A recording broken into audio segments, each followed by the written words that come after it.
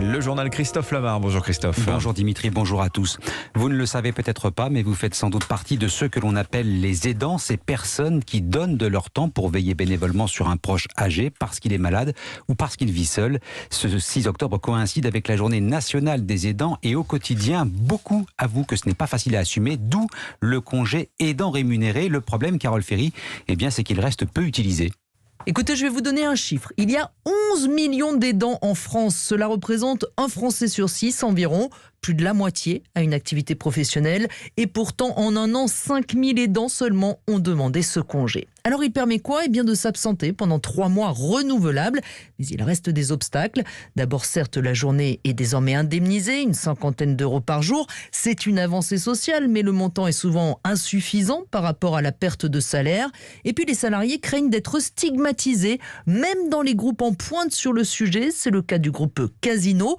Séverine Amargier est responsable de la politique handicap et reconnaît avoir du mal à sensibiliser à ce congé aidant. Je perçois parfois quelques appréhensions de la part de salariés qui, par pudeur, ne souhaitent pas communiquer sur leur situation. Et c'est vrai qu'on a assez peu de salariés qui ont opté pour le congé de proche aidant. Malgré le fait qu'on ait une politique relativement ancienne sur le sujet et qu'on communique sur le sujet de l'aidant. Par ailleurs, le gouvernement travaille à simplifier les démarches encore très fastidieuses pour obtenir ce congé auprès de la CAF. Carole Ferry. Et par ailleurs, l'association des Petits Frères des Pauvres a rendu un rapport édifiant sur la solitude des personnes âgées. 500 000 seraient en situation de mort sociale, faute d'échanges réguliers avec quelqu'un.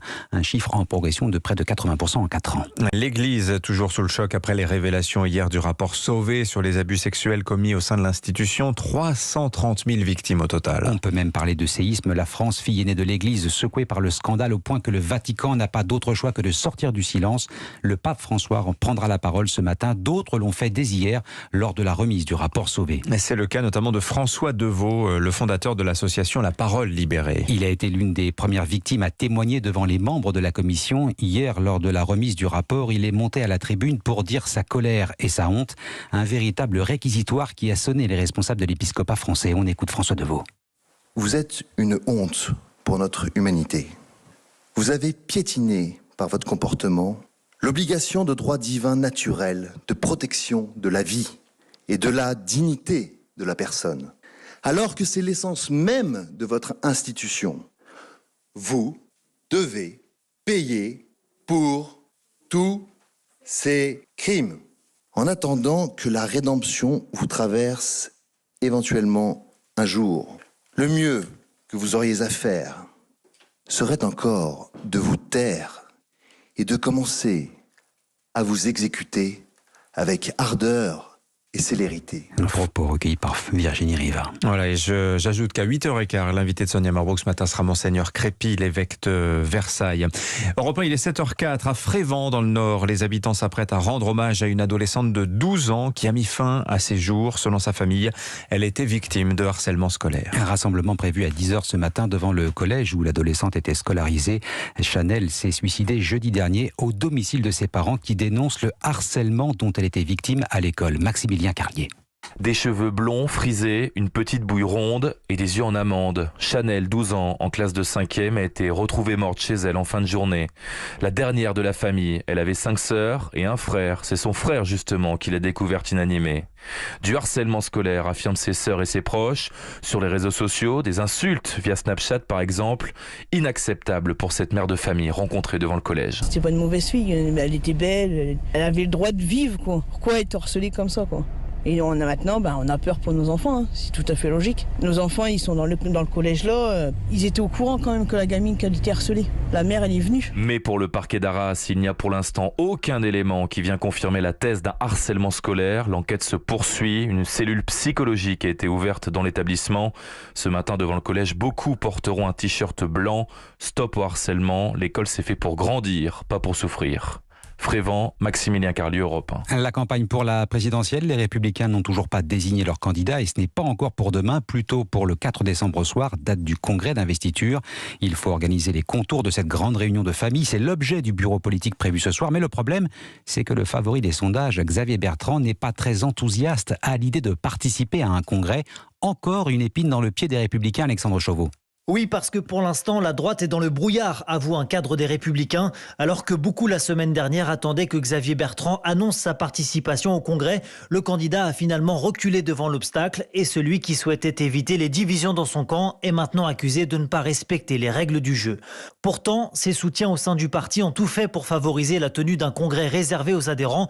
Xavier Bertrand pensait s'y présenter en ayant creusé l'écart dans les sondages, mais sa dynamique s'est enrayée, notamment avec la percée d'Éric Zemmour. S'il reste le mieux placé à droite, il sait qu'il n'a pas forcément les faveurs des militants qui lui reprochent d'avoir quitté le parti en 2017 et qui lui préféreraient le plus fidèle Michel Barnier. Dans ce jeu à trois, Valérie Pécresse à la clé confie un soutien du nordiste pour qui la candidate n'a aucune chance de l'emporter et qui aurait donc tout intérêt à se rallier à Bertrand.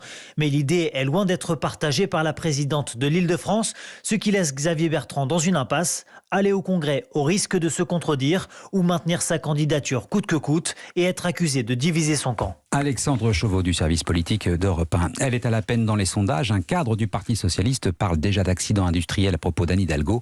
La maire de Paris ne renonce pas malgré les doutes de ses partisans et propose ses solutions en matière de pouvoir d'achat.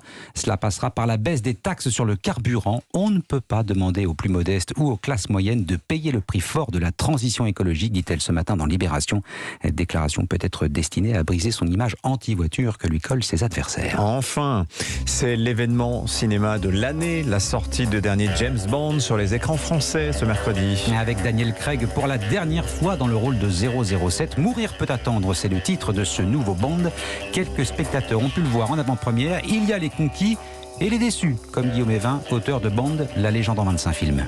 Je pense que c'est un bon thriller, mais un mauvais Bond. Il y a des failles dans le scénario, tant au niveau de l'écriture du méchant que de certains personnages secondaires qui sont peut-être pas assez écrits. Je pense que Mourir peut attendre va faire un tabac auprès de ceux qui sont moins familiers des codes bondiens. Mourir peut attendre a voulu casser les codes, mais ils ont peut-être cassé le jouet. Voilà, trop casser les codes, voilà, on finit par...